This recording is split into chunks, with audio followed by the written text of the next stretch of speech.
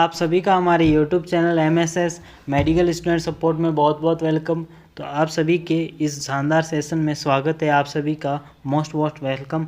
आज के सेशन का हमारा 5वां जो है सीरीज स्टार्ट होने वाली। इस 5वीं सीरीज के अंदर हम बहुत ही शानदार क्वेश्चंस पे डील करने वाले, बहुत ही मोस्ट इंपॉर्टेंट क्वेश्चंस पे डील करने वाले, टॉपिक्स को भी साथ साथ में कवर करने वाले हैं। ठीक है, MSN और पीडिया की मोस्ट इंपॉर्टेंट क्लास रहने वाली है। इस क्लास के अंदर हम वो सारे क्वेश्चंस को पढ़ने वाले हैं, समझने वाले, सीखने वाले। ठीक है, और बहुत सारे क्वेश्चंस हैं जिनके बारे में पढ़ेंगे। ठीक है, बहुत नए क्वेश्चंस के बारे में डील करने वाले हैं। ठीक है, तो अभी तक हमारे यूट्यूब चैनल को सब्सक्राइब नहीं किया तो सब्सक्राइब कर ले वे। वीडियो को जितना हो सके अपने दोस्तों के साथ, फ्रेंड्स के साथ शेयर कीजिए। ठीक है स्टूडेंट्स, ठीक है हमारे प्यारे बच्चों। ठीक है, तो आप सभी का हमारा एक क्वेश्चंस की शुरुआत ही कर देते हैं कि क्वेश्चंस क्या कहना चाहता है, क्वेश्चन का भाव क्या है, क्वेश्चन का सिद्धांत क्या है। ठीक है, तो इसका आंसर क्या रहेगा, which of the following is not an adventitious breath. तो आपको ये पता होना चाहिए कि एडवेंटिशियस ब्रीथ कौन कौन सी होती है। प्लूरल लब एक एडवेंटिशियस ब्रीथ है, वेसिकुलर ब्रीथिंग भी है, रोंकाई भी। तो यहाँ पे नॉट वर्ड लिखा है, तो इनमें से क्रेकल साउंड होती है जो एडवेंटिशियस ब्रीथ साउंड नहीं होती है। इस बात का ध्यान रखना, कौन सी, क्रेकल साउंड। फिर नेक्स्ट एक क्वेश्चन है, बटरफ्लाई साइन किस में दिखता है। ठीक है, ऑप्शन आपके नहीं दे रखे, कोई दिक्कत नहीं, ऑप्शन नहीं देख रखे। एक डिजीज़ होती है जिसका नाम होता है बटरफ्लाई साइन होती है, एक डिजीज़ होती है SLE, आप सभी ने नाम सुना होगा। जिसका नाम फुल फॉर्म अगर पूछे, ठीक है, फुल फॉर्म अगर पूछे तो सिस्टमेटिक ठीक है, सिस्टमेटिक ल्यूपस इरिथेमेटस। क्या है डिजीज़ का नाम, सिस्टमेटिक ल्यूपस इरिथेमेटस। एक डिजीज़ होती है जिसके अंदर पेशेंट के अंदर आप देखोगे कि पेशेंट के अंदर एक डिजीज़ होता है बट जिसके अंदर बटरफ्लाई साइन भी देखने को मिलेगी। ठीक है, पेशेंट के अंदर आप बहुत सारी कंडीशन भी देखने को मिलेगी इसके अंदर। ठीक है, ऑटोसोमल, ठीक है, ऑटो इम्यून डिसऑर्डर भी होता है। ठीक है, इसके अंदर पेशेंट के अंदर इम्यून सिस्टम होता है जो खुद ही बॉडी के अंदर अटैक करने लग जाता है। ठीक है, इम्यून सिस्टम होता है, SLE के अंदर इम्यून सिस्टम होता है आपका, वो खुद ही अटैक करने लग जाता है। ठीक है, ओवन टिश्यू कोई क्या करना लग जाता है, अटैक करने लग जाता है, उसको हम SLE कहते हैं, सिस्टमेटिक ल्यूपस इरिथेमेटस कहते हैं। इस बात का ध्यान रखना। इसके अंदर आप देखोगे कि फेस के अंदर इस टाइप के जो साइन आप दिखने को मिलते हैं, बटरफ्लाई साइन, इसको हम बटरफ्लाई साइन कहते हैं। आपके चिक्स के ऊपर रेड इस टाइप से बटरफ्लाई साइन आपको देखने को मिलेंगे। ठीक है, क्लियर है। अगर इस टाइप के बटरफ्लाई साइन अगर देखने को मिले, ठीक है, तो ये सब किसमें, सिस्टमेटिक ल्यूपस के अंदर। इसके अलावा आप देखोगे लो ग्रेड फीवर, अल्सर वगैरह। ठीक है, बटरफ्लाई रेस भी बन जाते हैं sign, butterfly race, butterfly sign कहते हैं। ठीक है, क्लियर है। फिर नेक्स्ट है साइड इफेक्ट ऑफ डायलेटिन। ये भी क्वेश्चन है, डायरेक्ट क्वेश्चन पूछा जाता है कि साइड इफेक्ट क्या होता है डायलेटिन ड्रग का। डायलेटिंग ड्रग का अगर दूसरा नाम पूछे तो फेनिटोइन। क्या है, फेनिटोइन। ठीक है, अब कौन से ग्रुप की दवाई है, कौन से ग्रुप की फेनिटोइन दवाई है, तो इसका नाम है, ये एक एंटी कन्वर्जेंट ड्रग है। कौन सी, एंटी कन्वर्जेंट ड्रग है। इसका मतलब ये किसकी ड्रग ऑफ चॉइस है, सीजर्स की। किसकी ड्रग ऑफ चॉइस है, सीजर्स की। ध्यान रखना बच्चों, सीजर्स की ड्रग ऑफ चॉइस क्या है, फेनिटोइन। ठीक है, क्लियर है। अब फेनिटोइन का क्वेश्चन आया है। ठीक है, फेनिटोइन है और कौन से ग्रुप की। ठीक है, आपको अगर ग्रुप पूछे तो एक ग्रुप का नाम होता है हाइडेंटोइन ग्रुप होता है। कौन सा ग्रुप, हाइडेंटोइन ग्रुप की क्या है, एक दवाई है। ठीक है, फेनिटोइन है। ठीक है, अब इसके साइड इफ़ेक्ट की बात करते हैं। किसकी बात करते हैं, साइड इफ़ेक्ट की बात करते हैं। तो साइड इफ़ेक्ट में क्या क्या आएंगे, एक बात आपको पता होना चाहिए, साइड इफ़ेक्ट के अंदर क्या क्या आएंगे। साइड इफ़ेक्ट के अंदर आपको मैं बताऊं तो पेशेंट के अंदर आप देखोगे एक्सेसिव हेयर ग्रोथ होगा। क्या होगा, एक्सेसिव हेयर ग्रोथ होगा। एक्सेसिव हेयर ग्रोथ की टर्मिनोलॉजी होती है हर्सिटुज्म। एक डिजीज़ होती है हर्सुटिज्म, जिसके अंदर फीमेल्स के अंदर एक्सेसिव हेयर ग्रोथ हो जाता है। और पेशेंट के अंदर आप देखोगे हाइपोटेंशन के भी आप साइन एंड सिम्टम देखोगे। और पेशेंट के अंदर गम्स के अंदर क्या हो जाएगी, हाइपरट्रॉफी हो जाएगी। ये सब अगर साइन सिम्टम दिखाई देवे तो वो पेशेंट के अंदर क्या होगा, हाइपरट्रॉफी दिखाई देगी। ठीक है, क्लियर है। और क्या होगा, ऑस्टियोमलेशिया। क्या होगा, ऑस्टियोमलेशिया। ठीक है, जिसको हम रिकेट्स भी कहते हैं। क्लियर है, ऑस्टियोमलेशिया, रिकेट्स भी कहते हैं। और क्या हुआ, मोस्ट इंपॉर्टेंट टेरेटोजेनिसिटी होगी। टेरेटो अगर जेनिसिटी होती है तो उस कंडीशन के अंदर पेशेंट को क्या होगा, डायलेटिन का। ठीक है, और टेरेटोजेनिसिटी अगर बच्चों के अंदर हो जाए, ठीक है, तो एक सिंड्रोम होता है जिसको अपन कहते हैं फीटस हाइडेंटोइन सिंड्रोम। क्या होता है? फीटस हाइडेंटोइन सिंड्रोम, ठीक है, जिसको हम शॉर्ट में FHS कहते हैं, ठीक है। यहाँ पे फीटल हाइडेंटोइन सिंड्रोम, जिसके अंदर देखने को मिलेगा अपन को क्लेफ्ट लिप और क्लेफ्ट पैलेट। इसके अलावा पूछे तो पेशेंट के अंदर इरेगुलर हार्ट रेट रहेगी, ठीक है। तो इस कंडीशन को हम एरिथमिया कहते हैं। क्या कहते हैं? एरिथमिया। क्या कहेंगे? एरिथमिया कहेंगे।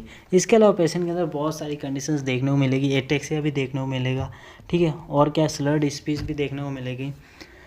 इसके अलावा मेगलोब्लास्टिक एनीमिया भी देखने को मिलेगा। पेशेंट के अंदर लिम्फ एडिनोपैथी भी हो जाएगी। पेशेंट के अंदर आप देखोगे तो पेशेंट के अंदर SLE भी होगी। कौन सी डिजीज़ होगी? SLE डिजीज़ भी हो जाएगी। पेशेंट के अंदर सेडेशन भी होगा। क्या होगा? सेडेशन। अगर ये सारे sign and symptom side effect दिखते हैं फेनिटोइन के, तो आप फेनिटोइन का ट्रीटमेंट करना पड़ेगा इन सब साइन एंड सिम्टम को। क्लियर है यहाँ तक? फिर एक क्वेश्चन है, ठीक है। क्वेश्चन बहुत ही अच्छा है, बहुत ही शानदार है, बहुत ही मस्त है, बहुत क्वेश्चन अच्छा है, ठीक है। पालसी वर्ड आया तो आपको मीन्स होना चाहिए। पालसी मीन्स क्या होता है? पालसी क्या है एक्चुअली में? पालसी का मीन्स क्या है? तो यहाँ पे मैं पालसी वर्ड लिखता हूँ। पालसी का मीन्स होता है पैरालिसिस, ठीक है। अब पैरालिसिस की कंडीशन किस में होगी? कब होगी? तब होगी जब होगी, ठीक है। इस बात का आंसर होना चाहिए। अब क्लम्पकीज पालसी और अब पालसी ये बच्चों में होती है। किस में होती है? बच्चों में, ठीक है। क्लियर है? अब ये वर्टिब्रल क्या है? वर्टिब्रल नर्व की डिजीज़ है, वर्टिब्रल नर्व की प्रॉब्लम है, ठीक है। ये भी क्लियर होना चाहिए आपके। अब वर्टिब्रल नर्व के कितनी नर्व होती है? 31 पेयर्स होती है। एनाटॉमी अगर बेसिकली पढ़े तो 31 पेयर्स होती है, जिसमें के अंदर अपन सर्वाइकल नर्व की बात करें, सर्वाइकल 8 होती है, थोरेसिस होती है 12। फिर अपन बात करते हैं लंबार होती है टोटल 5, और सेक्रम की बात करें तो सेक्रम की कितनी होगी? 5 होगी, और कोकिस की बात हो कोकिस 1 होगी। अगर टोटल बात करें तो 31 हो जाएगी। कितनी हो जाएगी? 31। क्लियर है? अब अपन बात करते हैं क्लम्पकीज पालसी, ठीक है। अगर सर्वाइकल नर्व, ठीक है, सर्वाइकल नर्व डैमेज हो जाती है, कौन सी? C5 और C6 अगर डैमेज हो जाती है, इस कंडीशन के अंदर होगी अर्ब पालसी। कौन सी होगी? अर्ब पालसी। अगर एक कंडीशन होती है जिसके अंदर C7, C8 और T1 तीनों अगर डैमेज हो जाए, कौन सी? T1, sorry for this, T1 तीनों अगर डैमेज हो जाए तो उस कंडीशन के अंदर एक डिजीज होती है क्लम्पकीज पालसी। कौन सी पालसी होगी? क्लम्पकीज पालसी। क्लियर है? कंप्लीट, ठीक है। फिर नेक्स्ट क्वेश्चन की ओर चलते हैं, ICU चेकलिस्ट। ICU चेकलिस्ट की ओर चलते हैं। ICU चेकलिस्ट के अंदर अपन देखते हैं पेशेंट के अंदर ICU की फुल फॉर्म होती है। बहुत सारे अभी स्टूडेंट हैं जितने भी देख रहे हैं ये वीडियो, बहुत सारे स्टूडेंट को अभी तक ये नहीं पता ICU की फुल फॉर्म। तो ICU की फुल फॉर्म होती है इंटेंसिव केयर यूनिट। क्या होती है? इंटेंसिव केयर यूनिट, क्लियर है? क्या होती है? Intensive care unit. और क्या नाम है इसका? क्रिटिकल केयर यूनिट, CCU, ठीक है। यहाँ तक क्लियर है? और क्या? इमरजेंसी पेशेंट, क्रिटिकल पेशेंट को क्या किया जाता है? ICU के अंदर शिफ्ट किया जाता है, ICU के अंदर ट्रीटमेंट उनका किया जाता है, इस बात का ध्यान रखना। अब अपन बात करते हैं ICU चेकलिस्ट की। ICU चेकलिस्ट क्या होते हैं? ICU चेकलिस्ट कितने टाइप्स के होते हैं? ICU चेकलिस्ट का मिनिमम इस क्या? इसको याद करने के लिए अपन एक ट्रिक है जिसका नाम होता है फास्ट। इसका नाम क्या होता है? फास्ट क्या होगा? ठीक है, फास्ट के अंदर क्या होगा? पेशेंट के अंदर फास्ट क्या होगा? ठीक है, फास्ट के अलावा और क्या है? ठीक है, पेशेंट के अंदर आपको ध्यान रखना है, एक तो फास्ट से याद करना आपको। एक ट्रिक होती है फास्ट, ठीक है, फास्ट से याद ही करना है, ये याद होना चाहिए सबको। ठीक है, याद हो जाएगा सबको कि नहीं होगा? पहले तो अभी तक आपने हमारे YouTube चैनल को सब्सक्राइब नहीं किया है तो सब्सक्राइब कर ले। वीडियो को लाइक शेयर नहीं किया है तो शेयर कर लीजिए। देखो, जब तक पढ़ाने का तभी मज़ा आता है जब तक आप वीडियो को लाइक करते हो, शेयर करते हो, ठीक है, और जितना हो सके अपने दोस्तों के साथ शेयर करते हो, तब तक हमें एक अच्छा फील होता है, अच्छा आपका रेस्पॉन्स अच्छा मिलता है। ठीक है, और रेस्पॉन्स भी अच्छा मिलता है तो आपको फास्ट हग करना है। ठीक है, फास्ट हग्स बीट क्या रहेगा? फास्ट हग बीट्स, जिसके अंदर क्या होगा? फास्ट के अंदर F का मीन्स यहाँ पे फीडिंग देना पेशेंट को ICU के अंदर बहुत ज़रूरी है। एनाल्जेसिया भी बहुत ज़रूरी है, सेडेशन, ठीक है, अगर थ्रोम्बस बन जाए तो प्रोफाइलेक्सिस आपको ध्यान रखना है। ठीक है, H का मीन्स यहाँ पे क्या रहेगा? H का मीन्स होता है यहाँ पे पेशेंट का हेड एंड बेड को क्या करना है? एलिवेटेड रखना है। अल्सर का कोई फॉर्मेशन तो नहीं हुआ है, ग्लिसरीन कंट्रोल रखना है पेशेंट के अंदर। यहाँ पे क्या रखना है, पेशेंट स्पॉन्टेनियसली पेशेंट ब्रीथिंग कर रहा है नहीं कर रहा है, रेस्पिरेशन कर रहा है नहीं कर रहा, बोवल अगर मूवमेंट हो रहा है नहीं हो रहा है, पेशेंट के अंदर इरिगेशंस, ठीक है, आप देखते हो इंडवेलिंग कैथेटर रिमूवल करना नहीं करना, और पेशेंट के अंदर आप देखते हो एंटीबायोटिक का फॉर्मेशन कैसे होगा, एंटीबायोटिक कैसे क्या वर्क कर रही है, अगर वो आपको क्लियर पता है तो आईसीयू चेकलिस्ट के अंदर ये सारे आते हैं। क्या फास्ट हग बीट से याद करते हैं, ये ट्रिक है। फास्ट के अंदर एफ का मीन्स होता है यहाँ पे फीडिंग, ए का मीन्स यहाँ पे एनाल्जेसिया, एस का मीन्स यहाँ पे क्या सेडेशन, टी का मीन्स यहाँ पे थ्रोम्बोस एम्बोलिज्म या फिर थ्रोम्बोलाइटिक प्रोफाइलेक्सिस, एच का मतलब हेड एंड बेड को क्या करना है, एलिवेटेड रखना है, यू का मीन्स अल्सर का अगर फॉर्मेशन हो जाए तो अल्सरेटिव कोलाइटिस होने के चांसेस रहते हैं, या फिर क्या बन सकते हैं, बेड सॉर बन जाते हैं। ठीक है, इसके अलावा अपन ग्लिसरीन कंट्रोल भी कर सकते हैं पेशेंट के अंदर, क्या होगा, ग्लिसरीन कंट्रोल। ठीक है, इसके अलावा पेशेंट के अंदर ब्रीथिंग चेक की जाती है, क्या चेक की जाती है, ब्रीथिंग। ठीक है, पेशेंट के अंदर आप देखते हो कि जो बोवेल मूवमेंट है, ठीक है, क्या बोवेल रीजन बोवेल मूवमेंट, या फिर क्या कह सकते हैं इंटेस्टाइनल रीजन भी देखा जाता है। ठीक है, इसके अलावा पेशेंट के अंदर कैथेटर रिमूवर वगैरह ये सब किया जाता है, ये सब आईसीयू के अंदर चेकलिस्ट के अंदर रखा जाता है इन सबको। ठीक है, नेक्स्ट क्वेश्चन क्या है, नेक्स्ट क्वेश्चन आपका ये है कि पैगेट डिजीज़ के साइन एंड सिम्टम क्या रहने वाले हैं। वैसे पगेट डिजीज़ होती क्या है, पगेट डिजीज़ एक बोन के रिलेटेड डिजीज़ है जिसको अपन कहते हैं Paget disease bone, Paget disease of bone, क्या कह सकते हैं, पगेट डिजीज़ ऑफ बोन, क्या कह सकते हैं, पगेट डिजीज़ ऑफ बोन। इसको अपन और क्या नाम दे सकते, और क्या नाम से जान सकते हैं, तो एक डिजीज़ होती है जिसमें ओस्टियाटिस डिफॉर्मिटी हो जाती है, ठीक है, बोन के अंदर, तो वो कंडीशन हो जाती है। ठीक है, क्या हो जाती है, बोन के अंदर ओस्टाइटिस डिफॉर्मिटी हो जाती है। ठीक है, उस कंडीशन के अंदर नॉर्मल बोन का जो स्ट्रक्चर होता है वो इस टाइप का रहता है। ठीक है, नॉर्मल अगर बोन का स्ट्रक्चर आपको अगर पता हो तो नॉर्मल बोन का स्ट्रक्चर किस टाइप का होता है, इस टाइप का होता है। ठीक है, क्लियर है, नॉर्मल बोन का स्ट्रक्चर आपको अगर पता हो तो इस टाइप का होता है, इस टाइप का नॉर्मल बोन का स्ट्रक्चर होता है। बट इस डिजीज़ के अंदर बोन का जो होता है बोन इस टाइप से हो जाती है। अगर बोन इस टाइप की हो जाती है तो इस कंडीशन के अंदर अपन क्या कहेंगे, इस कंडीशन को बोन क्या अपन क्या कहेंगे, पगेट डिजीज़ कहेंगे, जिसके अंदर बोन के अंदर डिफॉर्मिटीज़ हो जाएगी। अब साइन एंड सिम्टम की बात करें तो इसका जो मिनियोमिक्स है, ठीक है, इसके अगर साइन एंड सिम्टम की बात करें तो इसके साइन एंड सिम्टम के मिनियोमिक्स है। साथ साथ में बच्चों आपको क्या करना है, नोट्स बनाते रहना है, क्या नोट्स आपको बनाते रहना। जब तक आप नोट्स नहीं बनाओगे तब तक आपको चीज़ें समझ में नहीं आएगी, और समझ में नहीं आएगी तो आप उन चीज़ों को क्या नहीं कर पाओगे, याद नहीं कर पाओगे। तो जितना आपको नोट्स बनाओगे, जितना आप लिखते रहोगे, आपका माइंड उतना ही ज़्यादा एक्टिव रहेगा, और जितना ज़्यादा माइंड एक्टिव रहेगा उतना ही आप कुछ ना कुछ आप चीज़ें नहीं सीखते रहोगे। ठीक है, आप अगर इन चीज़ों का आप ये सोचोगे कि बाद में लिख लेंगे, बाद में नोट्स की ज़रूरत रहेगी, तो आप बाद में ही रहेगा। ठीक है, तो आपको साथ साथ में नोट्स बनाते रहना और समझते रहना। नोट्स और आप समझते रहोगे तो आपको किसी भी चीज़ में क्या नहीं रहेगी, दिक्कत नहीं आएगी, ये बात। तो इसके मिनियोमिक्स अगर याद करना है तो एक पैनिक नाम की एक मिनियोमिक्स है जिसके अंदर क्या होगा, बोन के अंदर क्या होगा, पेन होगा। ठीक है, आर्थरेल्जिया देखने को मिलेगा पेशेंट के अंदर। आर्थरेल्जिया का वैसे बेसिकली मीन जाने तो क्या रहेगा, बोन के अंदर पेन ही होता है। ठीक है, इसके अलावा पेशेंट के अंदर अपन देखते हैं कि जो न्यूरल डीफनेस आएगी और क्या होगा, ठीक है, न्यूरल डीफनेस आएगी, और अपन देखते हैं कि जो नर्व होती है, नर्व के अंदर क्या होने लग जाता है, कंप्रेशन। ठीक है, आपको एक कंडीशन होती है, आपको मैं एक कंडीशन बता देता हूँ। ठीक है, आपने एक डिजीज़ पढ़ी होगी जिसका नाम है क्या, जिसका नाम होता है कार्पल टर्नर सिंड्रोम। क्या, कार्पल टर्नर सिंड्रोम एक डिजीज़ होती है जिसका नाम है carpal turner syndrome, carpal turner syndrome CTS, जिसके अंदर 6P साइन होते हैं। कितने, 6P साइन होते हैं। 6P साइन के अंदर आपको पैरेथेसिया, पैरालिसिस, ठीक है, पल्सलेसनेस, पेन होगा पेशेंट के अंदर आप देखोगे कि पेलर हो जाएगी स्किन। ये सारे साइन एंड सिम्टम किस में होते हैं, कार्पल टर्नर सिंड्रोम के अंदर। क्लियर है।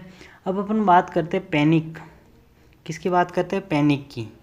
ठीक है, पैनिक के अंदर अपने को पेन, बोन के अंदर पेन होगा। ठीक है, पेशेंट के अंदर आर्थरेल्जिया देखने को मिलेगा। क्या देखने को मिलेगा? आर्थरेल्जिया। और क्या होगा? पेशेंट के अंदर नर्व कंप्रेशन होगा, ठीक है। और पेशेंट के अंदर और क्या होगा? न्यूरल जो डीफनेस होगी वो देखने को मिलेगी। क्या होगी? Neural deafness. क्या देखने को मिलेगी? Neural deafness. इसके अलावा और क्या होगा पेशेंट के अंदर? और क्या होगा पेशेंट के अंदर?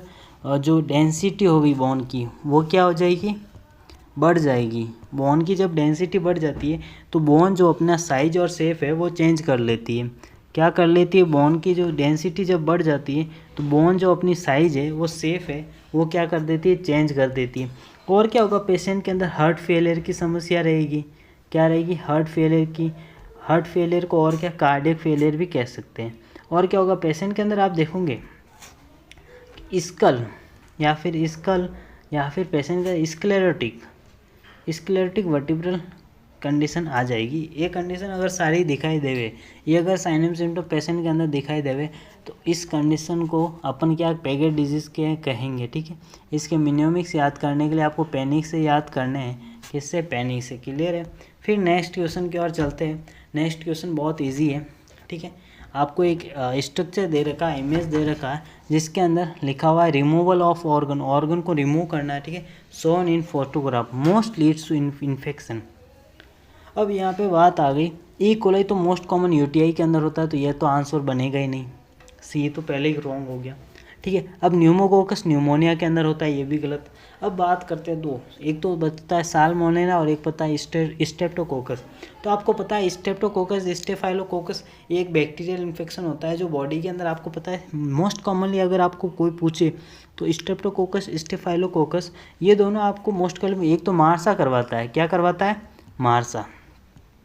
एक तो मार्सा करवाता है। अब आपको पूछे कि मार्सा की फुल फॉर्म क्या होती है, तो मार्सा की फुल फॉर्म होती है मिथियासिलिन रेजिस्टेंस स्टेफाइलोकोकस ओरियस। तो ये करवाता है कौन सा? मार्सा। मार्सा के अंदर क्या होता है? कॉमनली आप देखते हो नोजोकॉमिनल, एक तो इन्फेक्शन आपने पढ़ा होगा नोजोकॉमिनल इन्फेक्शन, या फिर हॉस्पिटल एक्वायर्ड इन्फेक्शन, या फिर आप कह सकते हो कम्युनिटी के अंदर कोई इन्फेक्शन अगर फैल जाए तो वो सब मार्सा करवाता है। कौन करवाता है? मार्सा। और मार्सा को इंडिकेट कौन करता है? स्ट्रेप्टोकोकस। कौन करता है? स्ट्रेप्टोकोकस। यहाँ पे मार्सा नहीं, MRSA, ठीक है, MRSA, ठीक है। क्लियर है। तो ये भी आंसर नहीं बनेगा। तो लास्ट एक ही ऑप्शन बचता है, इमेज को देखते हुए आंसर देना। इमेज के अंदर आपको एक पेनक्रियाज है। क्या है? ये पेनक्रियाज है, ये आपकी ड्यूडिनम है, और यहाँ पे एक इन्फ्लेमेशन हो गया है, इसको हम साल्मोनेला कहते हैं। क्या कहते हैं? साल्मोनेला। अगर आप देखोगे कि अगर पेनक्रियास के अंदर कोई इन्फ्लामेशन हो जाए, ठीक है, पेनक्रियास के अंदर कोई इन्फ्लामेशन हो जाए तो दो साइन बहुत ज़्यादा फेमस है। कितने? दो साइन बहुत ज़्यादा फेमस है। एक तो होता है कुलेन साइन, और एक होता है टर्नर साइन। क्या हो जाता है? Turner sign. जब अम्लाइकस के नीचे ब्लूइश स्किन हो जाती है तो उसको हम कुलेन साइन कहते हैं। टर्नर साइन अम्लाइकस से दूर, यानी कि आपके अम्लाइकस के राइट साइड की तरफ, ठीक है, लीवर के नीचे वाली साइड में अगर वहाँ पे क्या हो जाती है? रेडनेस आ जाती है, ब्लूइश स्किन हो जाती है, तो उसको टर्नर साइन कहते हैं। क्लियर है यहाँ तक। फिर एक आपके वॉर्म दे रखा है फोटोग्राफ के अंदर, ठीक है। ये कौन सा वॉर्म है? राउंड वार्म है, हुक वार्म है, टेप वार्म है, गोनिया वार्म है। तो आपने देखा होगा हुक वार्म इस टाइप का नहीं होता और टेप वार्म इस टाइप का नहीं होता। इस इमेज के अंदर जो बताया गया है, ठीक है, यहाँ पे एक राउंड टाइप में शेप बना हुआ है, ठीक है, और यहाँ पे एक वाउंड निकाला गया, वॉर्म निकाला गया, राउंड नहीं वॉर्म। तो क्या होगा? ये कंडीशन क्या होगी? इस कंडीशन को बताना। अब आप बहुत सारे स्टूडेंट ये सोचेंगे कि ये एक राउंड वार्म है, बट ये राउंड वार्म नहीं है, ये एक कंडीशन होती है गोनिया वार्म। तो ये गोनिया वार्म की कंडीशन है, पता होना चाहिए। क्लियर है। कौन सी कंडीशन है? गोनिया वार्म। फिर नेक्स्ट क्वेश्चन की तरफ जाते हैं। एक स्नेक का फोटो दे रखा है आपके सामने, एक स्नेक का फोटो है, एक सांप का फोटो है। किसका? सांप का फोटो है। अब इस फोटो के अंदर आपको ये पहचानना है कि कौन से टाइप का जहर है। इस सांप के अंदर कौन सा टाइप का जहर है? माइकोटॉक्सिक होगा, न्यूरोटॉक्सिक होगा, हीमोलाइटिक होगा, प्रोटियोलाइटिक होगा। तो जिसके पीछे टॉक्सिक लग रहा है वही सब्सटेंस क्या होगा? स्नेक का वेनम होगा। अब इन दोनों में से आपको आंसर देना है।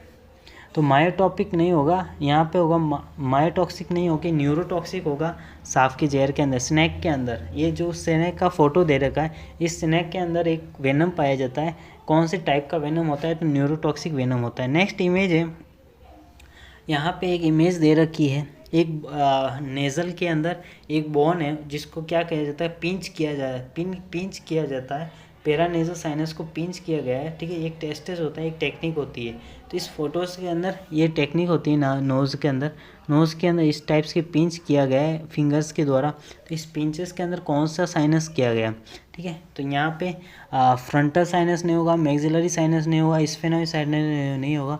आंसर यहाँ पे सी जाएगा, इथमॉइड साइनस। क्लियर है। फिर अपन एक पेशेंट है जिसके अंदर सीकेडी का मरीज है। कौन सा, सीकेडी। अगर आपको सीकेडी की स्टेजेस पूछी जाए तो सीकेडी के स्टेजेस के अंदर आपने देखा होगा, सीकेडी के स्टेजेस के अंदर आपने देखा होगा, सीकेडी के स्टेजेस के अंदर आपने देखा होगा 5 स्टेजेस होती है।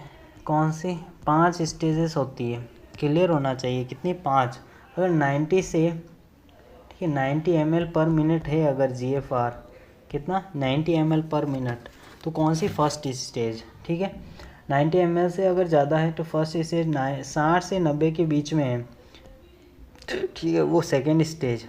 ये फर्स्ट स्टेज, सेकेंड। अब थर्ड स्टेज के अंदर क्या होगा, थर्ड स्टेज 2 टाइप की होती है, ठीक है। थर्ड स्टेज कितने टाइप की होती है, 2 टाइप की। 2 टाइप की कैसे, एक तो होती है 30, एक तो होती है 45 से 60 या 45 से 59, और एक होती है 30 से 35 एंड 45, ठीक है। ये 2 स्टेजेस होती है। फिर नेक्स्ट फोर्थ स्टेज होती है जिसके अंदर कितना हो जाता है, जो फिट अपन देखते हैं कि कितना हो जाता है, 30 से कम, ठीक है, 29, यानी 15 से 30, क्या, GFR रेट। और अगर 15 से कम हो जाए, ठीक है, 15 से कम हो जाए तो एक डिजीज़ होती है, 5th स्टेज होती है किडनी की, जिसके अंदर ESRD होता है, ठीक है, एंड स्टेज रीनल डिजीज, जिसके अंदर आप कुछ नहीं कर सकते, रीनल ट्रांसप्लांट की ज़रूरत रहती है, RT करवाया जाता है मोस्ट कॉमन, ठीक। इसके अलावा ब्लड ट्रांसफ्यूजन से पेशेंट को रखा जाता है सेफ। अब इसके अंदर ये पूछा गया है कि कौन सी लिमिट में रखेंगे चीज़, कार्बोहाइड्रेट रखेंगे, प्रोटीन रखेंगे, फैट रखेंगे, या फ्लूइड को रखेंगे। अब बात यहाँ पे एक बहुत ही सिंपल क्वेश्चन है, बट आप सभी इस क्वेश्चन को समझ ही नहीं पाएंगे, ठीक है। इस क्वेश्चन के अंदर आप खुद कन्फ्यूजन हो रहे हैं, आंसर क्या रहेगा, ठीक है। तो इसका आंसर जल्दी से देना, क्या कार्बोहाइड्रेट रहेगा, क्या प्रोटीन रहेगा, क्या फैट रहेगा, क्या फ्लूइड रहेगा। जल्दी से आंसर देना है। क्वेश्चन अच्छा है, क्वेश्चन बहुत ही अच्छा है, क्वेश्चन बहुत बार पूछा गया है। तो आंसर क्या रहेगा। अब यहाँ पे एक क्वेश्चन है, क्रॉनिक डिजीज़ हो रखी है किसी पेशेंट को, तो यहाँ पे सबसे ज़्यादा पेशेंट को किसकी ज़रूरत है, प्रोटीन की, ठीक है। आपके बॉडी के अंदर, आपके ब्लड प्लाज्मा के अंदर सबसे ज़्यादा एक्सेसिव प्रोटीन कौन सा रहता है, मोस्ट, आपका आंसर होना चाहिए एल्बुमिन। क्या होना, एल्बुमिन। अब आपके एक और क्वेश्चन मैं पूछता हूँ, एल्बुमिन का सीरम लेवल कितना होता है। तो अगर आपका क्वेश्चन है एल्बुमिन का सीरम लेवल होता है 3.5 से 5.5 ग्राम पर DL। क्या होता है, ग्राम पर DL, किसका, एल्बुमिन का। ये भी ऑप्शन क्लियर होना चाहिए, ठीक है। अब नेक्स्ट क्वेश्चन की तरफ चलते हैं अपन। नेक्स्ट क्वेश्चन कहना चाहता है अपने को कि एक पेशेंट है जिसके अंदर एसेंशियल न्यूट्रिएंट्स की ज़रूरत है, ठीक है। और पेशेंट किस टाइप का है, NTD का पेशेंट है, और NTD का है पेशेंट, न्यूरल ट्यूब डिफेक्ट, ठीक है। एक फीटस है, एक बच्चा है, छोटा सा बच्चा है जिसके अंदर NTD हो रखी है, तो उसके अंदर किसकी कमी होगी, आयरन की डेफिशिएंसी होगी, कैल्शियम की होगी, फॉलिक एसिड होगी। तो आप सभी को पता है आयरन की डेफिशिएंसी से एक एनीमिया होता है, आयरन डेफिशिएंसी एनीमिया, ठीक है। तो इसकी कमी से नहीं होगा, कैल्शियम की कमी से। अब कैल्शियम की कमी से क्या होगा, कैल्शियम की कमी से आपको पता होगा बॉडी के अंदर क्या हो जाता है, ऑस्टियोपोरोसिस हो जाता है। क्या हो जाता है, ऑस्टियोपोरोसिस। तो ये भी ऑप्शन नहीं बनेगा। अब यहाँ पे विटामिन डी की कमी से क्या होगा, आपको मैंने अभी बताया था ऑस्टियोमलेशिया होता है। क्या होता है, विटामिन डी की कमी से ऑस्टियोमलेशिया। और क्या होगी, विटामिन डी की सिंपल सी कंडीशन होती है रिकेट्स। क्या होती है, रिकेट्स कंडीशन। और विटामिन डी जो किडनी क्या काम करती है, विटामिन डी होती है, डी होता है जो क्या काम करता है आपके बॉडी के अंदर, कैल्शियम को आपके बॉडी के अंदर, ब्लड के अंदर रेगुलेशन का काम करता है, ठीक है। इंटेस्टाइन से उठाकर कहाँ भेजता है, आपके ब्लड के अंदर, कौन, विटामिन डी, ठीक है। क्लियर है। और हार्मोन कौन सा काम करता है, पैराथायरॉयड हार्मोन। क्लियर है। तो यहाँ पे आंसर क्या बनेगा, सी। क्या बनेगा, फॉलिक एसिड। फॉलिक एसिड की अगर डेफिशिएंसी हो जाए तो बच्चे के अंदर कौन सी डिजीज़ होती है, न्यूरल ट्यूब डिफेक्ट। इसके अलावा कौन सा एनीमिया होता है, तो मेगलोप्लास्टिक एनीमिया होता है। क्लियर है। न्यूरल ट्यूब डिफेक्ट भी 2 टाइप के होते हैं, ठीक है। इसको ही हम क्या कहते हैं, स्पाइना बाइफिडा, ये भी पता होना चाहिए। क्या कहते हैं, स्पाइना बाइफिडा। साथ साथ में नोट्स बनाते रहना, क्योंकि बिना नोट्स के कोई भी चीज़ समझ में नहीं आएगी। क्लियर है, ठीक है। अब नेक्स्ट क्वेश्चन की तरफ चलते हैं। स्पाइना बाइफिडा भी दो टाइप्स के होते हैं, एक तो होता है ओकल्टा, एक होता है सिस्टिका। क्लियर है। ये एक प्रकार की ना ही तो ब्रेन की है, ना ही ये आपके स्पाइनल कॉर्ड की है। आप सोच रहे हो ब्रेन की डिजीज़ है स्पाइनल, ये ना ही तो ब्रेन की है, ना ही स्पाइनल कॉर्ड की है। एक वर्टिब्रल प्रॉब्लम होती है, ठीक है। वर्टिब्रल के अंदर फ्यूज़न हो जाता है, तो उस कंडीशन को हम क्या कहते हैं, न्यूरल ट्यूब डिफेक्ट या फिर स्पाइना बाइफिडा कहते हैं, ठीक है। यहाँ तक क्लियर है। फिर नेक्स्ट क्वेश्चन की तरफ चलते हैं। सीबीटी कॉग्निटिव बिहेवियर थेरेपी कौन से पेशेंट के अंदर मोस्ट कॉमनली यूज़ की जाती है, ठीक है। तो पेशेंट का बिहेवियर ठीक करना है। सिजोफ्रेनिया के अंदर क्या हो जाता है, डोपामिन बढ़ जाता है, यही तो होता है सिजोफ्रेनिया के अंदर, डोपामिन का लेवल बढ़ जाता है। अब बाइपोलर डिसऑर्डर, बाइपोलर के अंदर 2 डिजीज़ होती है, ठीक है। बाइपोलर के अंदर 2 होगा, एक तो डिप्रेशन होगा और एक होगा मेनिया। क्लियर है, 2 डिजीज़ हो जाएगी। अब अपन बात करते हैं पर्सनालिटी, तो यहाँ पे CBT cognitive behaviour therapy personality के अंदर नहीं दी जाती, बाइपोलर के अंदर नहीं दी जाती है, और सिजोफ्रेनिया के अंदर नहीं दी जाती है। तो सिंपल सा आंसर क्या रहेगा, एंजाइटी। जब किसी पेशेंट को एंजाइटी होती है, बहुत ज़्यादा एंजाइटी होती है, तब कंडीशन अपन कौन सी थेरेपी यूज़ करते हैं, CBT cognitive behavioural therapy. Clear है। नेक्स्ट क्वेश्चन की तरफ चलते हैं। एक मरीज़ है, ठीक है। अब सिजोफ्रेनिया का मरीज़ है, उसके अंदर नेगेटिव सिम्टम क्या क्या देखने को मिलेगा। अब अपन पॉजिटिव सिम्टम और नेगेटिव सिम्टम की बात करें, ठीक है, तो यहाँ पे देखते हैं पेशेंट के अंदर एक तो फिक्स एंड फास्ट बिलीव होगा, पॉजिटिव यानी फिक्स एंड फास्ट बिलीव होगा। फिक्स कैसे रहेगा, एक तो डिल्यूजन होगा पेशेंट को, और क्या होगा पेशेंट को, हेलुजिनेशन क्या होगा, हेलुजिनेशन कौन सा रहेगा, हेलुजिनेशन भी कौन सा रहेगा, हेलुजिनेशन, ठीक है। क्लियर है। अब हेलुजिनेशन कैसे रहेगा, पेशेंट कहेगा कि हेलुजिनेशन में ये रहेगा कि पेशेंट फाल्स इंटरप्रिटेशन कर रहा है, ठीक है। नहीं तो वहाँ सांप है, ना ही कोई रस्सी है, फिर भी क्या कह रहा है, सांप है। ना ही वहाँ सांप है, ना ही रस्सी है, फिर भी पेशेंट क्या कह रहा है, गलत इंटरप्रिटेशन नहीं कर रहा है, फाल्स इंटरप्रिटेशन कर रहा है, ठीक। एक होता है इल्यूजन के अंदर पेशेंट क्या करता है कि सांप को क्या समझ लेता है, नहीं रस्सी को क्या समझ लेता है, सांप। वो कंडीशन क्या हो जाती है, इल्यूजन के अंदर क्या होगा, पेशेंट मिस इंटरप्रिटेशन कर जाता है, क्या करता है, मिस इंटरप्रिटेशन। और यहाँ पे क्या कर जाता है, पेशेंट फाल्स इंटरप्रिटेशन कर लेता है, ठीक है। ये दोनों नहीं होगी, ये पॉजिटिव सिम्टम्स है। अब यहाँ पे एक होता है डिसऑर्गेनाइजेशन स्पीच, तो यहाँ पे कि स्पीच की भी कंडीशन रहती है, पॉजिटिव के अंदर ये भी नहीं है। तो पेशेंट के अंदर क्या देखने को मिलेगा, एपैथी, क्या देखने को मिलेगा, एपैथी। किसका सिम्टम है, नेगेटिव सिस्टम है, किसका, सिजोफ्रेनिया का, क्या, एपैथी। अब यहाँ पे कंडीशन होती है एपैथी एक्चुअली में होता क्या, आपका आंसर क्या रहेगा। एपैथी में क्या होगा, पेशेंट के अंदर एक तो आप देखोगे कि पेशेंट मोटिवेशन की कमी हो जाएगी, पेशेंट के अंदर किसकी कमी, मोटिवेशन। और पेशेंट आप देखोगे इंटरेस्ट भी नहीं आएगा किसी भी चीज़ में। तो जब पेशेंट के अंदर इंटरेस्ट नहीं आता है, मोटिवेशन नहीं होता है, ठीक है, पेशेंट के अंदर अपन बात करते हैं इमोशंस, इन सब की अगर कमी हो जाती है पेशेंट के अंदर, तो वो पेशेंट अपन देख सकते हैं कि उसके नेगेटिव सिम्टम है, ठीक है। कौन सा सिम्टम है, नेगेटिव। सिजोफ्रेनिया के नेगेटिव सिम्टम यानी कि उसको सिजोफ्रेनिया नहीं है, इस बात का ध्यान रखना। अब एक वैक्सीन है जिसको हम एडमिनिस्टर दे रहे हैं, एक मीजल्स है, ठीक है। मीजल्स को प्रिवेंट करने के लिए वैक्सीन दी जा रही है, ठीक है। कौन सी वैक्सीन होगी, क्या डीपीटी रहेगी, डीपीटी की फुल फॉर्म होती है डिप्थीरिया, पर्टुसिस और टिटनेस, ठीक है। क्लियर है, ये तो नहीं है। अब बीसीजी, बेसिकल क्लाइमेट ग्लूटेरियन, ये भी नहीं है, ये एट बर्थ लगाई जाती है, इस बात का ध्यान रखना। आपको ध्यान रखना, बीसीजी से शुरुआत करती है ज़िंदगी और ईसीजी पे ख़त्म हो जाती है। क्लियर है। कोई किसी भी ज़िंदगी किसी भी बच्चे की लाइफ है वो बीसीजी से शुरुआत करता है और ईसीजी पे जाके ख़त्म हो जाती है, बस लाइफ इतनी सी है, इस बात का ध्यान रखना। फिर ओपी ओरल पोलियो वैक्सीन जो 8 बर्थ पे लगता है, क्या लगता है 8 बर्थ पे ओरल पोलियो वैक्सीन लगता है जो ओरली दी जाती है।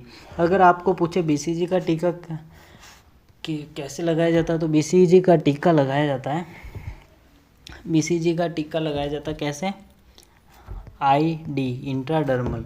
और DPT का, अगर डिप्थीरिया पर्टुसिस टिटनेस की बात करें DPT का, तो ये लगाया जाता है IM, ठीक है। MMR वैक्सीन यहाँ पे रहेगा राइट आंसर। क्लियर है। अब नेक्स्ट है, एक बच्चा है, ठीक है, बच्चा है जो सिट विदाउट सपोर्ट, बिना किसी सपोर्ट के बैठ रहा है, बिना किसी सपोर्ट के बैठ रहा है, तो कौन से मंथ में बैठेगा।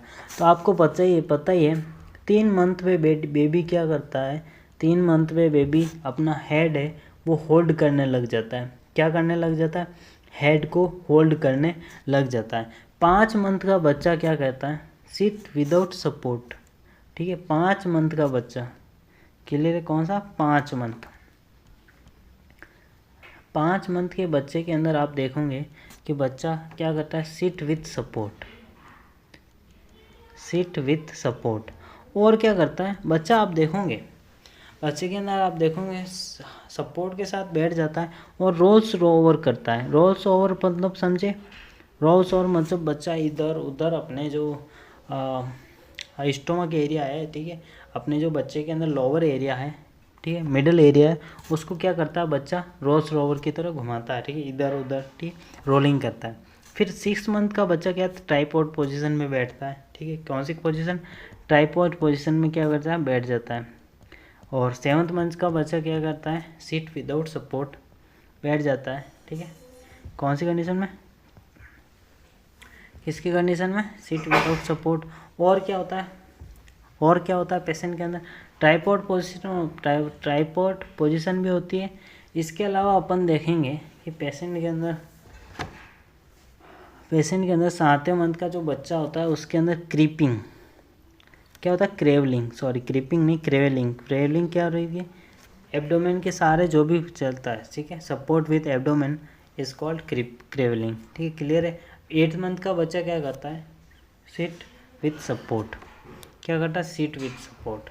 बहुत ज़्यादा होता है, 8 मंथ का बच्चा बहुत ज़्यादा हो गया, ठीक है, तो क्लियर है। अब अपन बात करते हैं यहाँ पे, वापस यहाँ पे आते हैं, तो यहाँ पे सिट विदाउट सपोर्ट की बात की है। अब कौन सी कंडीशन में होगा, तो 6 मंथ का बच्चा, क्योंकि 9th मंथ बहुत ज़्यादा है, 12th मंथ बहुत ज़्यादा। 12th मंथ पे बच्चा स्टैंड हो जाता है, खड़ा हो जाता है। 3 मंथ का बच्चा हेड होल्डिंग और क्या करता है, हेड होल्डिंग और क्या करेगा, अपना जो नेक होल्डिंग, ये दोनों काम करते हैं, ठीक है, हेड और नेक दोनों होल्ड कर देता है बच्चा।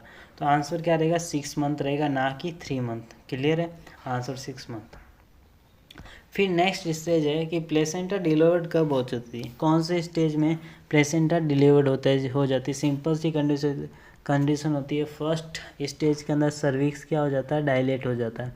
जब सर्विक्स डायलेट होगा तब क्या होगा, बच्चा डिलीवर्ड होगा, ठीक है, बेबी क्या हो जाएगा, डिलीवर्ड हो जाएगा। जब बेबी डिलीवर्ड हो जाएगा तो पीछे क्या बचा रहेगा, पीछे बचा रहेगा प्लेसेंटा, क्या बचा रहेगा, प्लेसेंटा, और क्या बची रहेगी, मेम्ब्रेन, ठीक है, ठीक है। इन दोनों को कब निकाला जाता है, 3rd स्टेज में। और फिर लास्ट में क्या करना पड़ता है, देखना पड़ता है, ऑब्जर्वेशन करना पड़ता है। अब ऑब्जर्वेशन क्यों करना पड़ता है भाई, पेशेंट के अंदर प्लेसेंटा निकला है, क्या निकला है, प्लेसेंटा, तो भाई सर्कुलेशन हो रहा था, तो यहाँ पे ऑब्जर्वेशन करना पड़ेगा कि भाई सर्कुलेशन तो नहीं हो रहा है, ब्लड तो नहीं निकल रहा है कहीं से, ठीक है, तो वहाँ पे क्या कंडीशन हो जाएगी, कहीं ब्लीडिंग तो नहीं हो रही है, वो देखा जाता है किस में, ऑब्जर्वेशन किस में, मदर में, ठीक है। और फीटर्स के अंदर तो आपको पता ही है, रेस्पिरेटरी अगर डिस्ट्रेस हो रहा है तो उसके अंदर को वो कंडीशन, ठीक है, अगर मदर क्या है नेगेटिव है और बच्चा क्या है पॉजिटिव है, तब भी क्या देखा जाता है, RH इनकम्पेटिबिलिटी। फर्स्ट बच्चा तो अच्छा हो जाएगा, सेकेंड बच्चा क्या हो जाएगा, सेकेंड बच्चे के अंदर एंटीबॉडी आ जाएगी और हीमोलाइसिस की कंडीशन हो जाएगी, और हीमोलाइसिस की कंडीशन हो जाएगी तो बच्चे की डेथ हो जाएगी। तो इससे पहले कि क्या करते हैं, 42 आवर्स पे क्या करते हैं, रोगाम का इंजेक्शन लगाया जाता है, किसका, रोगाम डी का इंजेक्शन लगाया जाता है किसके, विदिन 22 आवर्स के अंदर, ठीक है, जितना जल्दी हो सके एज सुन एज पॉसिबल लगाया जाता है वैसे। बट अगर मैक्सिमम टाइम पूछे तो 72 आवर्स आपका आंसर होना चाहिए। क्लियर है? तो यहाँ पे आंसर थर्ड स्टेज लेबर के अंदर प्लेसेंटा का डिलीवर्ड होता है। क्लियर है? फिर नेक्स्ट क्वेश्चन की ओर चलते हैं। नेक्स्ट क्वेश्चन हमें ये कहता है कि प्राइमरी फोकस क्या रहेगा कम्युनिटी हेल्थ नर्सिंग का? इंडिविजुअल हेल्थ रहेगा, फैमिली हेल्थ रहेगा, पॉपुलेशन हेल्थ रहेगा, हॉस्पिटल बेस्ड केयर रहेगा। ठीक है, तो अपने को अगर कम्युनिटी हेल्थ नर्सिंग, तो यहाँ पे कम्युनिटी वर्ड से ही क्या निकालना अपने को? कम्युनिटी का मीन्स होता है कम्युनिटी के अंदर कितनी क्या रह रहे लोग रह रहे, कितने क्या पॉपुलेशन रह रही है, क्या रह रही है? पॉपुलेशन। तो प्राइमरी फोकस क्या रहेगा? पॉपुलेशन की हेल्थ पे, ना कि family health, individual health, hospital based health, वो नहीं रहेगा। यहाँ पे क्या रहेगा? पॉपुलेशन हेल्थ पे फोकस रहेगा प्राइमरी। क्लियर है? अब आपने सिंपल सा क्वेश्चन आ गया एक और कि कोई भी ड्रग आप दे रहे हो, ठीक है, किसी भी पेशेंट को, तो फास्टेस्ट ऑनसेट एक्शन क्या रहेगा? ओरली रहेगा, इंट्रावेनस रहेगा, इंट्रामस्कुलर रहेगा, सबक्यूटेनियस रहेगा? तो सिंपल सा आंसर आपका होना चाहिए इंट्रावेनस। ठीक है, सबसे ज़्यादा एब्जॉर्बल रहेगा इंट्रावेनस। डायरेक्ट आपके खून में जा रहा है ब्लड, ठीक है, आपके डायरेक्ट खून में जा रहा है, ब्लड में जा रही है, कौन सी ड्रग जा रही है, तो सबसे ज़्यादा एब्जॉर्बल कौन सी रहेगी? ऑनसेट एक्शन सबसे ज़्यादा फास्टेस्ट एक्शन किस में होगा? इंट्रावेनस है। इसके अलावा अगर पेन को अगर ट्रीट करना है तो सबसे बेस्ट है पेचेस लगाना। ठीक है, क्या लगाना? पेचेस लगाना सबसे बेस्ट है। इंट्राडर्मल पेचेस लगाए जाते हैं, उन पेचेस के द्वारा सबसे ज़्यादा पेन को इजीली फास्टेस्ट कम किया जाता है। बट अगर यहाँ पे फास्टेस्ट एक्शन पूछा है, ठीक है, कौन सा रहेगा ड्रग का, तो इंट्रावेनस आंसर होना चाहिए आपका। फिर एक और सिंपल सा क्वेश्चन पूछा गया है कि इनमें से कौन सी ब्रीथ साउंड नॉर्मल है? रेस्पिरेटरी रेट है, तो ये तो बहुत ज़्यादा हाई है, 16 से 24।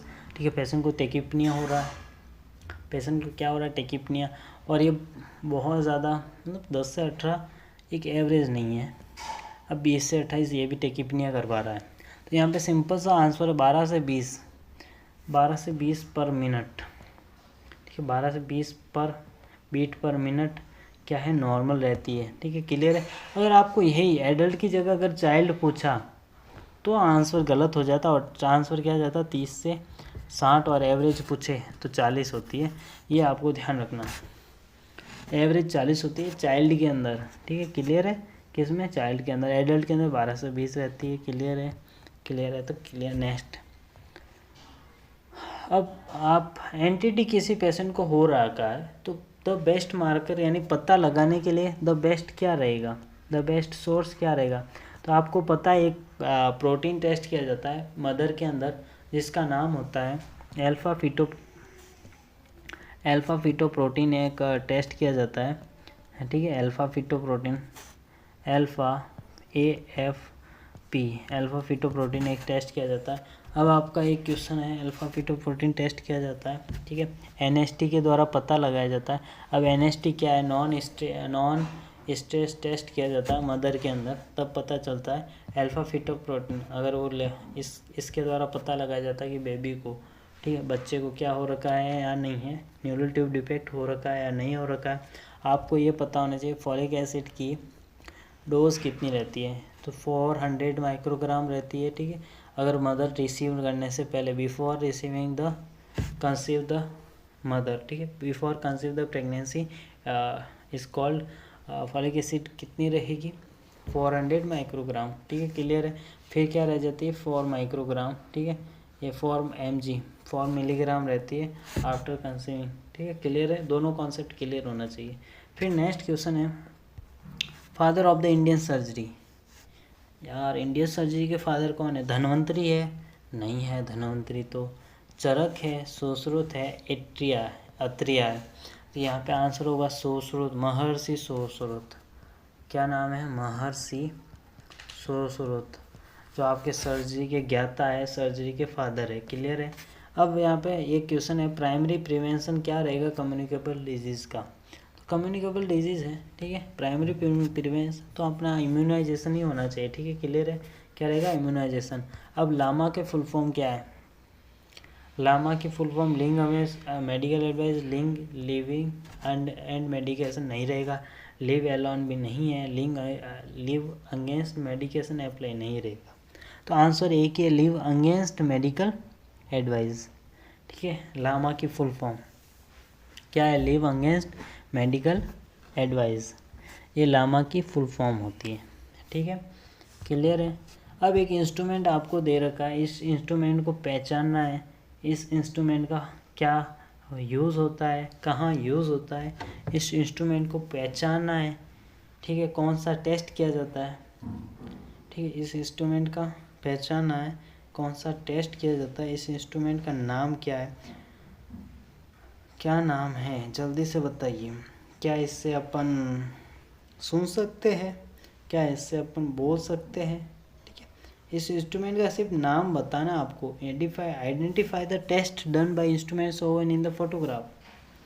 ठीक है, कौन सा टेस्ट डन किया जाता है,